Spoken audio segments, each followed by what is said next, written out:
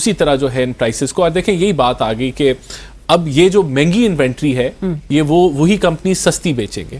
تو جو بات ہم اس وقت کر رہے تھے وہ آج ویلڈ ہو گئی, اور شاید اب لوگ اس کو تسلیم کر لیں کہ تب جو وہ ان کو جو بینیفٹ ہوا تھا آج ان کا بینیفٹ چلا جائے گا, اور یہ فوری طور پہ فرائیڈے کو پرائسز ریوائز ہوں گی. سو آپ پاکستانی عوام کو یہ خوشخبری دے رہے ہیں کہ فرائیڈے کو ایک ڈبل خوشخبری ان کے لیے کہ پرائسز جو ہے وہ کم ریوائز ہونے چاہیے. 6% کی گروتھ میں آپ کا کرنٹ اکاؤنٹ ڈیفیسٹ کتنا تھا؟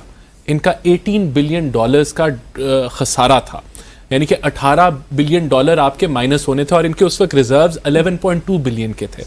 تو جو ایسی گروتھ ہوتی ہے جو ڈالر ڈیفیسٹ کریٹ کر دے تو اس کے بعد آپ منہ کے بل گرتے ہیں, اور تبھی پھر ہم منفی گروتھ میں گئے تھے. تو ہمیں یہ گروتھ نہیں چاہیے, اور یہ پاکستانی عوام کو بڑا کلیئرلی پتا ہونا چاہیے کہ ہم اگر ڈالر ڈیفیسٹ کے ساتھ گروتھ کریں گے تو اس کا کوئی فائدہ نہیں ہے, کیونکہ ہمیں جو ہے وہ پھر ڈالرز مانگنے کے لیے پوری دنیا میں جانا پڑے گا. اب نہیں بجٹ ان رو, تو اب میں یہی آپ کو بتا رہا ہوں نا, اب سن لیں اس کے اوپر نا, 5th بجٹ ان رو ہے لیکن کرنٹ اکاؤنٹ ڈیفیسٹ نہیں ہے.